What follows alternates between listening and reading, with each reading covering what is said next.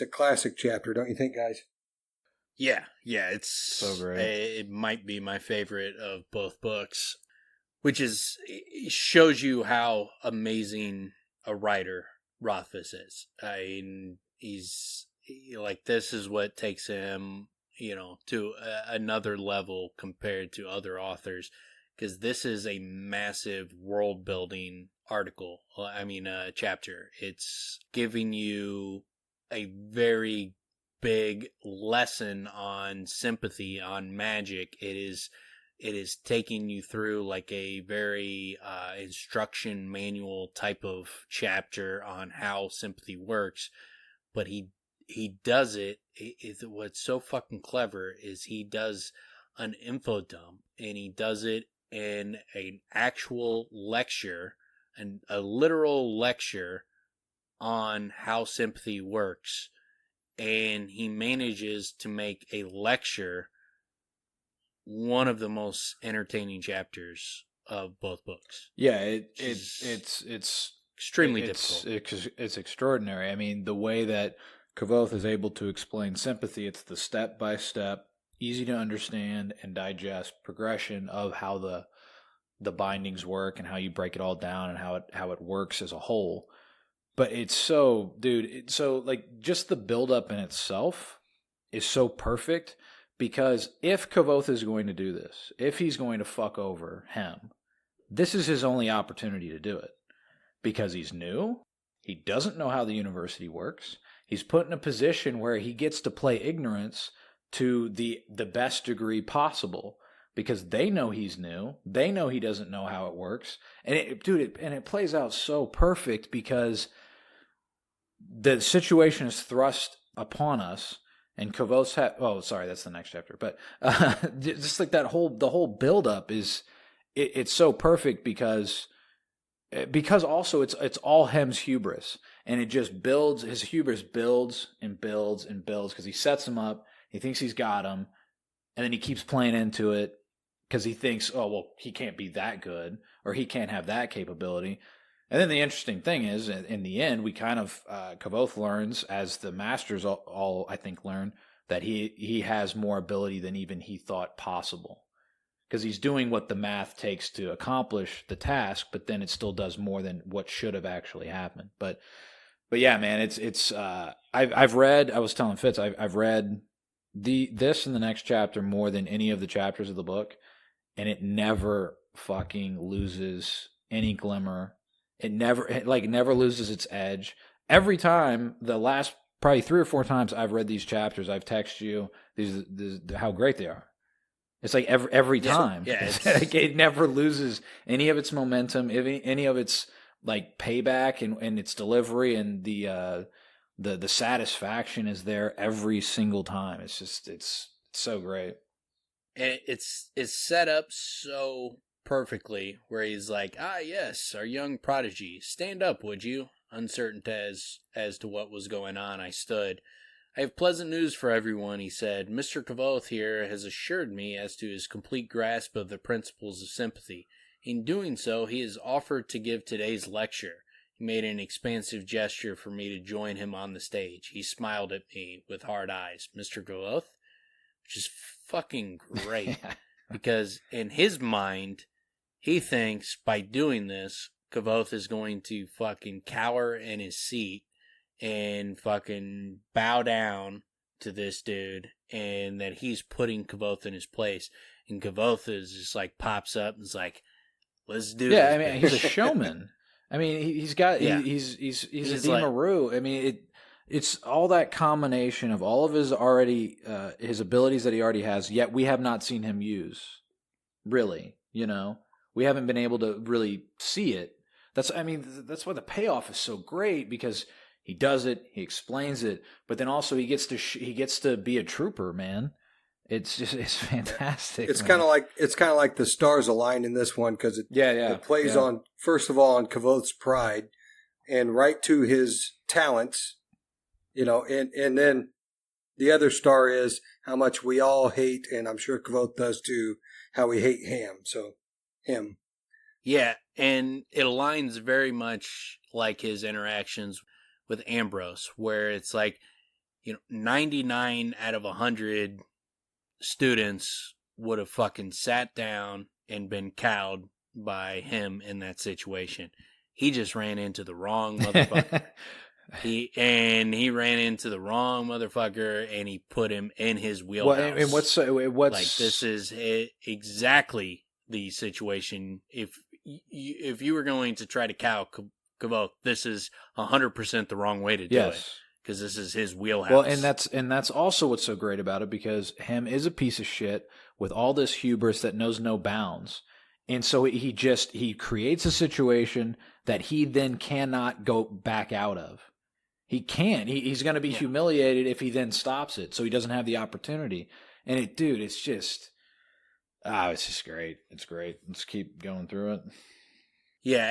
And again, that is how amazing his writing ability is, because it's like, yes, it lines up perfectly, but it also fits exactly Hemme's personality.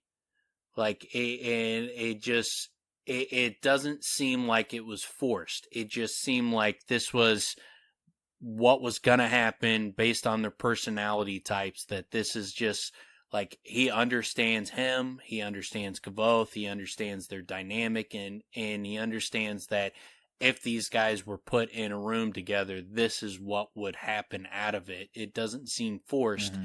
It seems like this is a natural thing, that these guys would butt heads in this way, and it would work out in Kavoth's favor perfectly, but it seems completely natural. It doesn't seem like he was forcing a situation where Kavoth would fucking get one up on him. It seems like this is exactly how it would happen. Makes perfect sense. Well, and he speaks directly to it with, I would have never gotten away with it if not for two of Hemme's numerous flaws. First, his general stupidity in not believing what I had told him the day before. Second, his desire to see me embarrassed as thoroughly as possible. So again, it's as plainly as that combination. And then a few paragraphs later, Hemme offered one up with an exaggerated graciousness. One of his hairs. As the student brought it up to me, Hemme smiled in genuine amusement, certain that the more grandiose my preparations were, the greater my embarrassment would be in the end. If he respected what Kavoth had told him, once he gives him a fucking hair, he should be like, oh shit, I better pump my brakes, or at least consider pumping my brakes here. But yet, again, that's where it's like his hubris starts to expand, and you start to be like, yeah, this dude really, man, he really is just that arrogant. He is. It's his arrogance, but really it's his stupidity. I agree. That's I was going to say, the third flaw that Kavoth didn't say was his arrogance, but really his arrogance is his stupidity, because as we learn with Devi and the blood and the hair, like, for him to give Kavoth his hair with even a possibility of Kavoth knowing what he's doing here could kill him. Yeah. Yeah, but here's the thing. Had he did it with any other student in that class, they wouldn't have been able to do it. So you think he just doesn't... He's coming in thinking like, all right, Kavoth, he's already heard from Kavoth that he learned these things when he was 12 years old, and he hasn't been getting taught any lessons for 3 years. There's no reason for him to expect Kavoth knew what he said he knew. He should have seen, like, Kavoth is smart, he's brilliant. Yeah, he saw the admission. That Kavoth has that kind of control of his Alar, that he's able to make a double binding. Like, there's no one else in that class that could have did it. So it's understandable that he would doubt him, but, man, did it fucking blow up in his fucking face. And it could have been worse. It's like giving a 5-year-old a gun and letting him point it at your face. Assuming that he can't squeeze the trigger. Yeah. Yeah, it backfires on him big time in a beautiful, beautiful way. Even Brandur, and that's next chapter, but he's like, weren't you wearing a gram? Like, you're not prepared for this type of shit? Mm-hmm. Like, what? Like, even his little buddy is like, this is kind of dumb. Like, why'd you let this happen? But, and then now that we're talking about it, I started to think, He witnessed Kavoth in the admission process. So he should have at least been impressed. But again, the guy's so fucking arrogant that I don't think he can get beyond his own arrogance as well. But I hear what you're saying. You're absolutely right. I mean, 99% of every single class he's done this class with, nobody's going to have this capability. But you understand sympathy. I mean, you understand the possibility. And even with the tools that Kavoth had, as we come to find out, like, Kavoth shouldn't have been able to do any real damage. Yeah. He does, we assume. We don't know for a fact. I mean, him could have been, acting, but it doesn't seem like he's fucking acting. But Kavoth's a fucking different breed. He ran into the wrong motherfucker at the wrong time to pull his fucking arrogant fucking dickhead act. He just ran into the wrong motherfucking dude. I kind of went back and forth on if Hemme was acting or not, because he says that when he came up on the stage after it all happened, he had possibly had a noticeable limp. But the more you think about it, when he gets back and when he gets up on the horns and he's talking and Kilvin's talking about how much heat transfer there should have actually been. I don't know. Like I said, I go back and forth on if Hemme was acting, or if Kavoth really did burn him all the way up to his knee. I don't think the reason I don't think he was acting is because when Kavoth held that fucking Mommet over the fire, when at the end of this chapter when he's trying to squish his hand, he fucking let go. Yeah, his face went white. White. So he dangle it in front of the brazier. Like Kavoth did the fucking hot foot, and he was like, and what would happen if I threw it in the fire? Like, him fucking jumps up and runs up on the stage. So, like, clearly he was fucking worried. It wasn't all an act. He might have been exaggerating, but he was clearly worried. But what we should really touch on is the actual lesson, because it gives you a really good grounding for sympathy and a really important grounding for understanding what he does to kill the Dracus later on in the book. This is like a massive part of being able to understand what he did to the Dracus. So he's like, the concepts of sympathy are not entirely easy to grasp, but underneath everything, there are three main simple laws. First is the doctrine of correspondence, which says similarity enhances sympathy.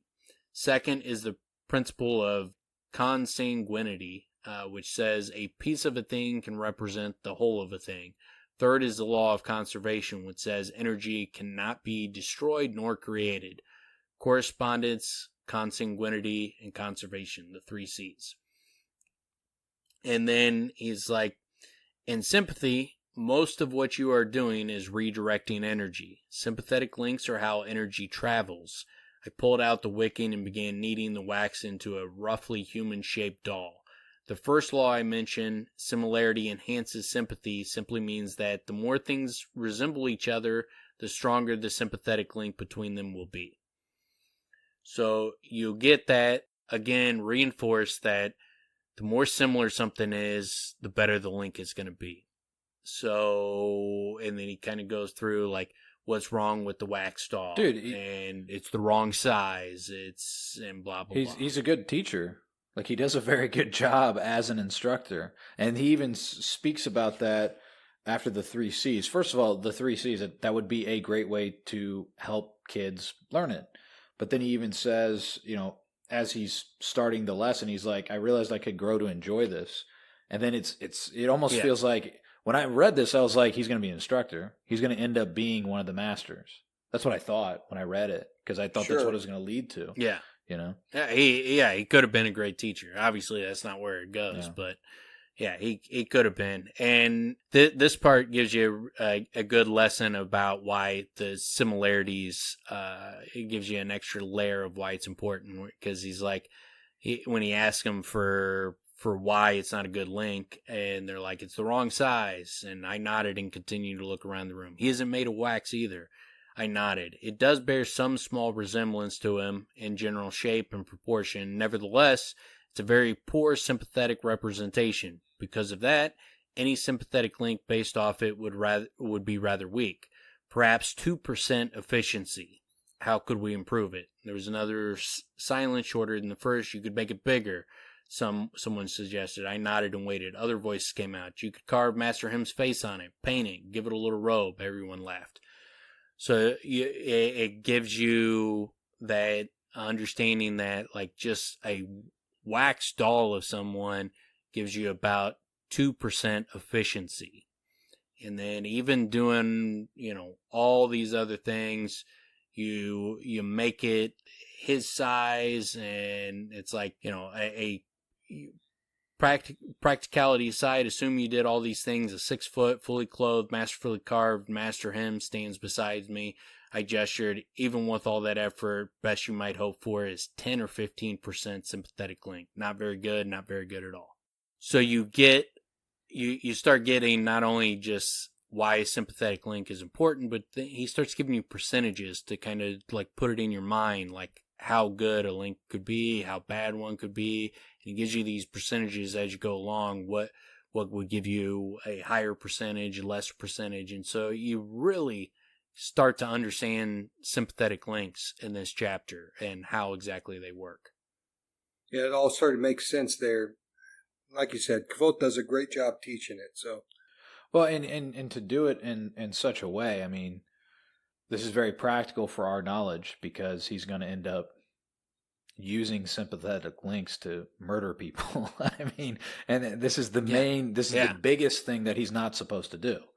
But again, why he gets away with it in the way that he does, and he doesn't fully get away with it, obviously, but why he does is, again, all these things have to align together that it's his first lesson. And Hemme gives permission. I don't know if we skipped over that, but that was one of the most important things was when he asks. Oh, I guess we're getting to that. But that he asks him, and he gives his permission. So the actual verbal permission in front of a whole room full of people. So, it keeps his hands clean, man. Yeah. And then you get the second law, consanguinity, and he's like, an easy way of thinking of it is once together, always together. So that's why the hair is important, is because the hair is him. It's a part of him, Master Hemme. So it's literally a part of him. So by putting that hair on this wax doll that has maybe a 2% sympathetic link, all of a sudden now he says it'll work at 30 to 35%. So you get like how something that similar to him can enhance the link significantly. Well, and that really helps us when Debbie asks for blood. Because then, I mean, we immediately are like, "Whoa, okay." And now he does also, he helps us a little bit in how Kvothe reacts and why he shouldn't do it and blah, blah, blah. But, I mean, imagine one hair versus your blood. I mean, that's vicious, and especially with her capabilities. And then you get the great part. And so, sure that it had taken me for a fool, I gestured to the candle and asked him, with your permission, Master. He made a magnanimous wave of compliance and settled back into his chair, folding his arms in front of him, confident in his safety. Of course, I did know the binding. I told him so, and Bennett taught me about the Alar, the riding crop belief, back when I was 12. But I didn't bother with either. I put the doll's foot into the candle flame, which guttered in smoke. There was a tense, held breath, quiet, as everyone stretched in their seats to look at Master Hemme. Hemme shrugged, feigning astonishment, but his eyes had the look of a jaw trap about to close. A smirk tugged at one corner of his mouth, and he began to rise from his seat. I feel nothing. What exactly? I said, cracking my voice like a whip, startling the student's attention back to me. And why is that? I looked expectantly at the hall. Because of the third law that I had mentioned, conservation. Energy cannot be destroyed or created, merely lost or found. If I were to hold a candle underneath our esteemed teacher's foot, very little would occur. And since only about 30% of the heat is getting through, we do not even get that small result. So that's extreme revelation to how sympathy works. Because when he says, like, if I held a candle under his foot, not much is going to happen. But I'm only getting 30% of that. So it's like holding a candle under his foot, but only getting 30% of that actual act. So that really gives you an idea of the sympathetic links and that kind of stuff. Is like he's using this magic, but this magic is less effective than just holding a candle under his actual foot because of how weak the link is. But then he adds a second binding and he combines the candle to the brazier. So now it is like holding the brazier underneath Hemme's foot. And which obviously if you held the brazier under his foot just by itself would fucking light his shit on fire. And so now when he holds the candle under the foot, you have the 30% link, but also it's not just a 30% link of a candle under the foot, it's a 30% link of a brazier under his foot. It's not the full power of the brazier, but it is a much hotter fire under his foot than before. And I think that, to me, that illuminates how sympathy works massively. Yeah. Like when I read that aspect of it, sympathy makes so much more sense. Absolutely. To me after that. And there was one other aspect of it that kind of pieced it together before he talks about combining the brazier to or putting those two together. He has to break his mind apart again, or into two parts. And so that began to make more sense to me as well. That on this side he's holding a Mamet to him, and on this side he's holding a candle to the brazier on each side of his mind.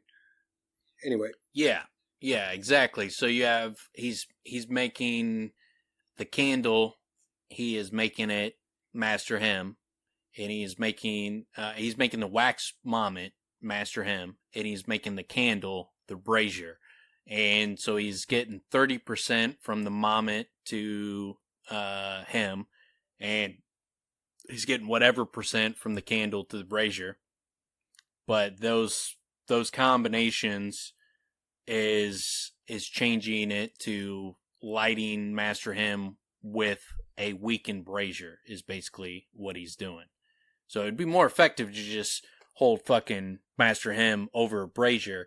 But what sympathy allows you to do is to fucking light him with a brazier without actually having to fucking be near him to do it. And so he loses some of the energy, but you get an idea of how he's able to do these things. A little more mathematically, if they were both, because he said, that the candle was part of the fire. The fire that was in the brazier was added on to the candle itself. So that's 30%. The Mamet compared to him is 30%. 30% of 30% is 10%. And so when, in the next chapter, not to jump ahead, but when one of the masters, Kilvin. What is this, Kilvin? Kilvin. Yeah, Kilvin says, you should have only got 10%, and then it seems like... it's actually, Kavoth ends up saying it. He's like, I thought I should have only got 10% transference. But that gives you the idea. It's like, instead of lighting Hemme's foot with a candle, he's lighting Hemme's foot with a brazier, and it's not as effective as holding him over the brazier, but it is effective. Yeah. And you could do it from a distance. You don't have to be close to him. You don't actually have to grab him to be in physical possession. All you need is a hair and wax. You could fucking put this dude over a brazier and set his ass on fucking fire. Like, sympathy's no fucking joke, and you learn it for real. What Fitz just mentioned there about Kilvin and Kavoth himself also being surprised. I mean, again, that's the genius of how Rothfuss set this all up, is that he gets to play ignorant, and he gets to legitimately play ignorant.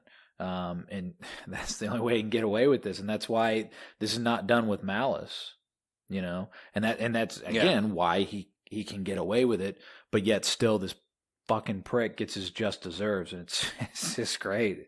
So it's so satisfying, all these different levels, and then on top of everything else, he's explaining what could be some of the driest parts of the book to read, to get this information dealt to us, and yet it's one of the best chapters in the entire book. It's very impressive.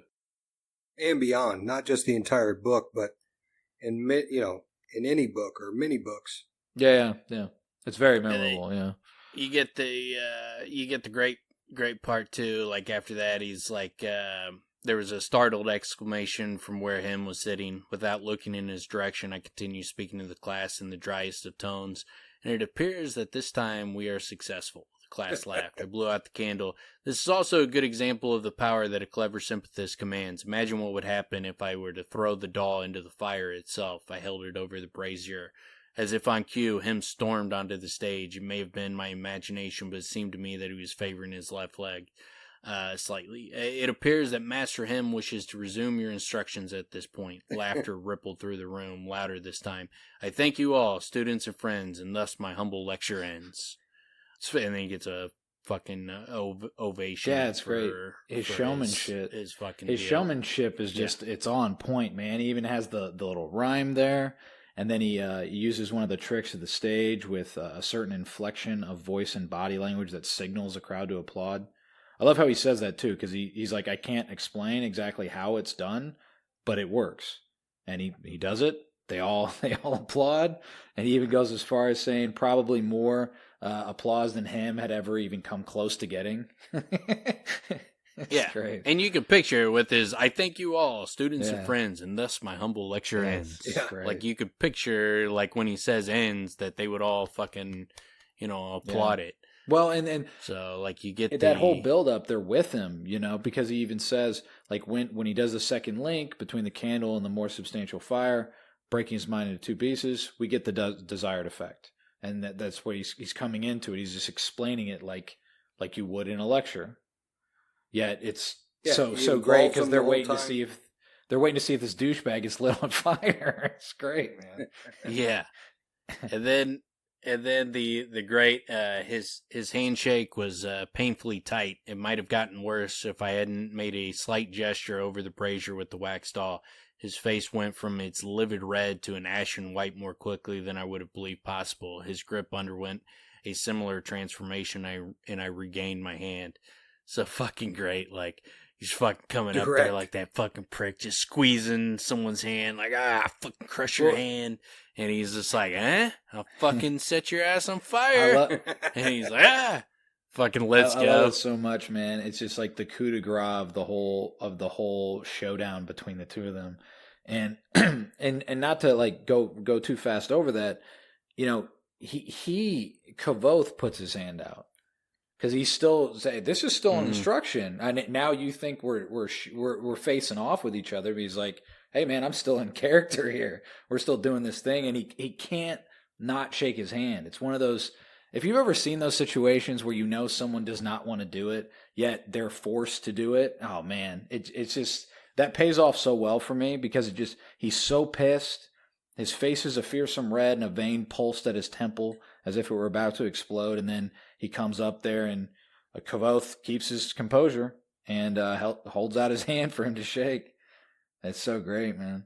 The best is Hemme thinks he's the puppet master from the beginning, and he's the puppet the whole fucking time. And it takes him to the very end to fucking realize he's the fucking puppet. And when he realizes he's a puppet, he's so fucking mad. He is so fucking mad. And there ain't fucking shit he can do about it. He just fucking has to fucking eat shit. And in his mind, he's thinking like, I'm going to get this motherfucker. I'm going to fucking get this motherfucker bad. And he's just waiting for that class to end to fucking get him back. And again, it's so satisfying because it's his fault. All of it. All of it is his fault. He played the hand. He created this whole game, and he just got taken over. And there's nothing he can do about it. He thinks he can, like you just said. He's like, I'm gonna get him, but then it all blows up in his face again, and he gets humiliated by his peers. So no longer is he just humiliated in front of his students. Now it's his peers. Yeah, he fucking like it is like was it Schadenfreude or Schadenfreude, whatever the German word is, man. Like the what happens to him in this chapter and on the horns, that fucking German word it's the perfect word for it. Is like, this dude just gets fucking owned so hard. And I had forgotten, not this read through, but one of the previous read throughs, I had forgotten about the next chapter. I had remembered the hot foot, but I had forgotten because of the next chapter. It is so much better. I mean, it's not just like, the cherry on top of the sundae, man. It ties all of the loose ends and to making it just that much more satisfying. And it almost all goes away if it wasn't for, actually Abenthy's teaching.